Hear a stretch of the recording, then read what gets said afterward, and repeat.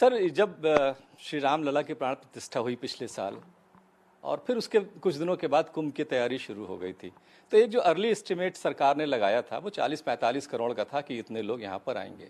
उसकी तो खैर अता पता भी नहीं लगा। आप लोगों को किस स्टेज पर ये रियलाइज़ हुआ कि नहीं, स्केल बहुत बड़ा है और हमारी तैयारी थोड़ी और बढ़ानी पड़ेगी, कुछ ना कुछ एक्सटेंशन करना पड़ेगा?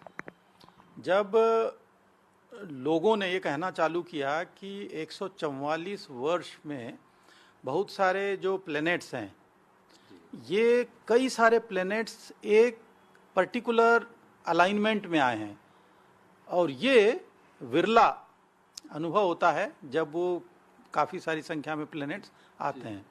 अन्यथा हम लोग बृहस्पति, सूर्य और चंद्रमा तीनों के अलाइनमेंट के आधार पर ही इसका एक जो गणना है पंचांग के आधार पर वो तय होती है। तो ये 144 साल का जो अनुभव था वो लोगों को लग रहा था कि अब उनके जीवन में कभी आने वाला नहीं, उनके लिए दोबारा तो नहीं आएगा। तो ये प्रत्येक व्यक्ति को जो यह अलग से भावना उसको पुश कर रही थी कि भाई वहां जाकर के इसको अनुभव करो और इसको स्वयं महसूस करो।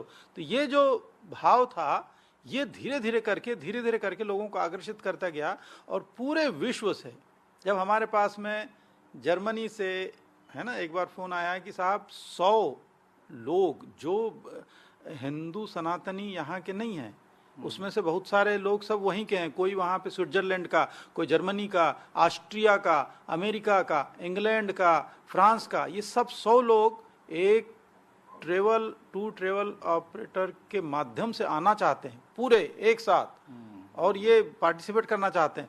तो हमको भी लगा कि दूर दूर तक के जो डिजिटल माध्यम से ये सारी की सारी जानकारी लोगों तक पहुंची है, तो अब उनके अंदर यहाँ आने का, इसको अनुभव करने का एक भाव जागा। तो लोग आना चालू हुए। फिर दक्षिण भारत हो, चाहे अमेरिका हो, कनाडा हो, ऑस्ट्रेलिया हो, कहाँ से लोग नहीं आना चालू हुए। तो फिर सबके लिए व्यवस्थाएं धीरे धीरे करके होती गई।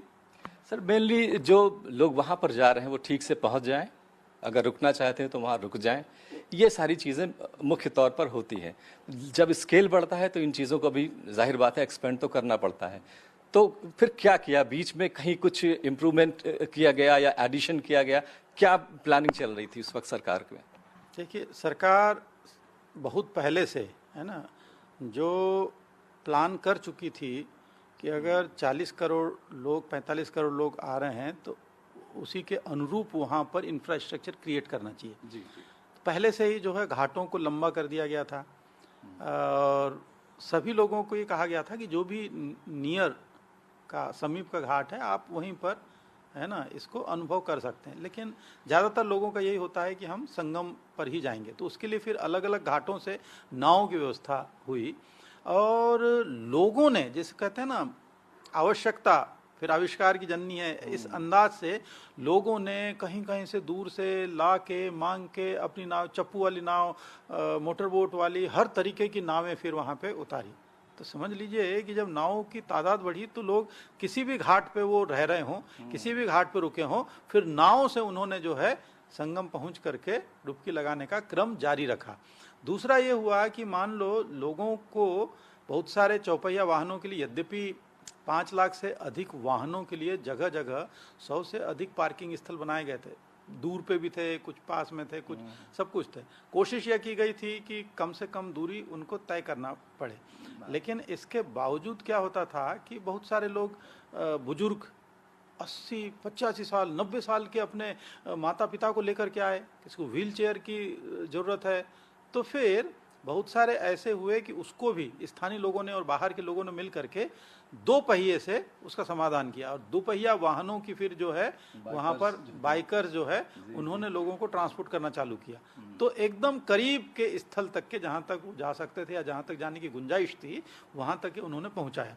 तो कुल मिला करके सब ने, हर एक कोई अगर ऐसी डिफिकल्टी आती थी तो उसका समाधान भी लोगों ने मिलकर के उसको निकाला और फिर सरकार ने भी उनको सहयोग दिया बहुत सारे। अब जैसे मतलब ये हुआ कि इस पूरे सफल आयोजन के लिए कहीं ना कहीं आसपास के जो लोग हैं, आम लोग हैं, स्थानीय लोग हैं या आसपास के जिलों के हैं, उनको भी एक बड़ा थैंक्स दिया जाना चाहिए। बिल्कुल।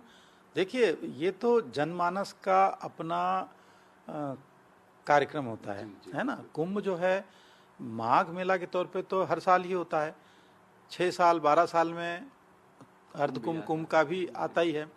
लेकिन धीरे धीरे करके लोगों ने, और अच्छा इसमें क्या है, बड़ी मैं एक आप मानेंगे नहीं, लोगों ने जो जानकारी रील्स के माध्यम से, सोशल मीडिया के माध्यम से, बहुत सारे जो सोशल इन्फ्लुएंसर्स हैं उन्होंने कि कहाँ पहुँचें, कैसे पहुँचे, कहाँ कहाँ घूमें, कहाँ कहाँ जाएं, क्या लेके जाएं, क्या लेके न जाएं, तो डूज डोंट्स ये सब चीज़ें जो हमने छोटी छोटी बुकलेट्स भी बनाई थी और डिस्ट्रीब्यूट की थी, उससे क्लू लेकर के उसको लोगों ने, मतलब भारी संख्या में हमने ये सब सोशल इन्फ्लुएंसर्स को सूचना विभाग ने, पर्यटन विभाग ने इंगेज किया था और उन्होंने अपनी बातें इस जो प्लेटफॉर्म्स हैं, सोशल प्लेटफॉर्म्स, इसके जरिए जब पहुंचाई तो लोगों को इससे सुविधा भी हुई और लोगों ने जाना भी कि भाई कैसे पहुंचना है।